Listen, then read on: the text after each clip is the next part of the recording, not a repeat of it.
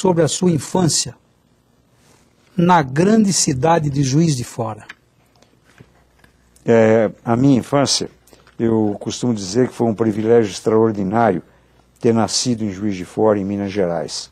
E num dos meus livros eu escrevi que quem nasce em Juiz de Fora, entre montanhas, essa cidade se situa geograficamente entre montanhas. Você tem duas alternativas: ou você enlouquece, ou você se transforma em poeta. E hoje isso acabou se transformando lá em Juiz de Fora num autêntico axioma. Isso é citado, comentado. Eu estudei no Instituto Granbury, que foi um colégio que foi criado por missionários protestantes norte-americanos, que vieram para o Brasil antes de 1930 e, na sua obra missionária, criaram o Instituto Granbury. Então, eu sou de família judaica, meus pais são judeus poloneses que imigraram para o Brasil, e diariamente eu assistia a uma assembleia evangélica falando de Jesus. Os anos se passaram e um dia eu escrevi um trabalho sobre Jesus e recebi um convite de D. Paulo Evaristo Arns para fazer uma conferência no Seminário Paulopolitano. E foi muito interessante porque quando terminou a palestra, eu percebi um silêncio curioso, porque normalmente quando você faz uma conferência, o público, nem que seja por uma questão só de gentileza, acaba dando uma salva de palmas. E o público permaneceu em silêncio. E eu me senti um pouco constrangido e virei para o diretor e perguntei: será que eu disse alguma asneira? Ele disse: não. Realmente foi o impacto desse encontro e dessa convergência.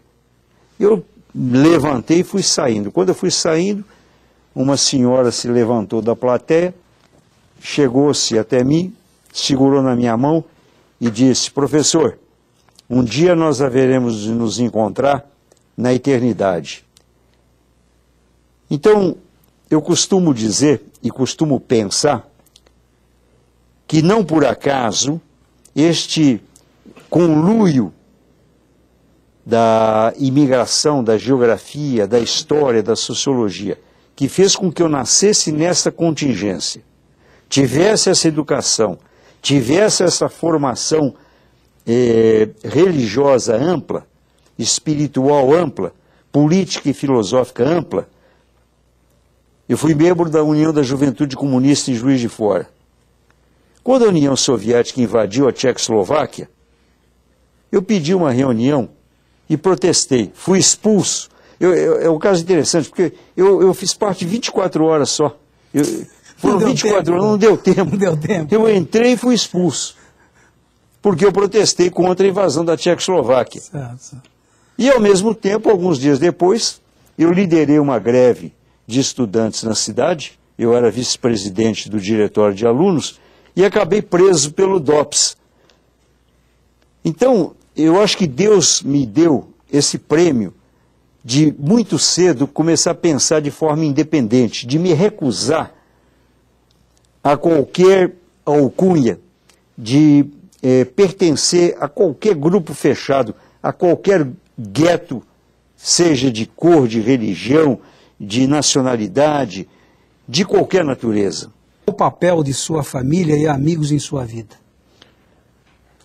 Num dos trabalhos que eu escrevi, eu disse que depois que meus pais morreram, foi depois que eles morreram, e só depois, infelizmente, e eu gostaria que isso servisse de advertência para você, se porventura você ainda tem seus pais vivos, depois que eles morreram, eu descobri que eles não eram pessoas, que eram anjos que tinham atuado sobre a minha vida. E esta revelação para mim, ela serviu de inspiração para o resto da minha existência. Esta ressignificação, esta compreensão deste papel angelical que meus pais tiveram na minha vida.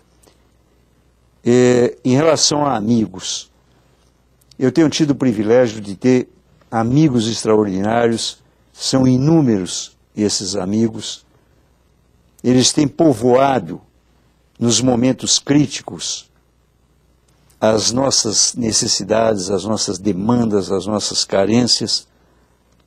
E eu gostaria de citar pelo menos dois, o Dr. Bresciani e a doutora Paola.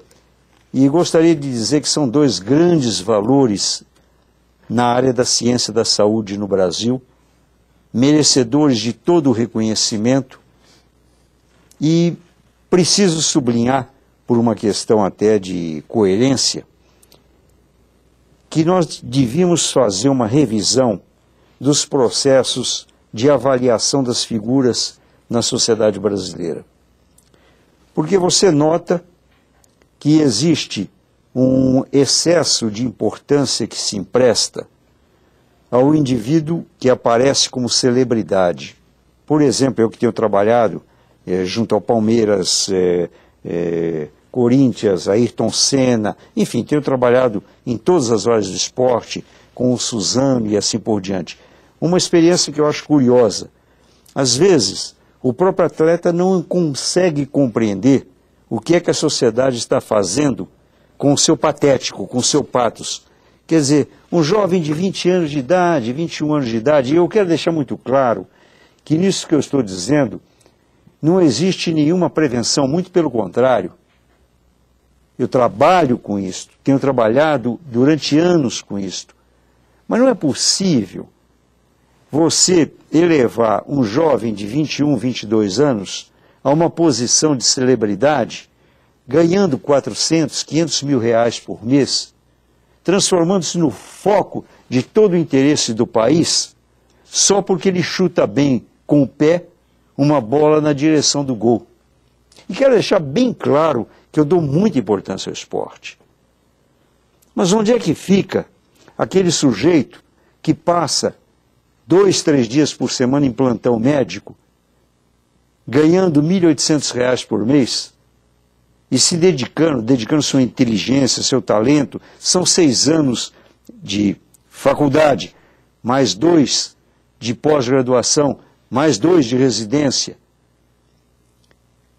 com idealismo, um visionário dedicado à vida do outro, e nunca eu vi uma capa de revista brasileira com a fotografia de uma figura dessa. Então eu queria render homenagem a esses dois amigos, que são cientistas, que são médicos, indivíduos absolutamente, eu diria absurdamente dedicados à vida do outro. Bresciani e Paola,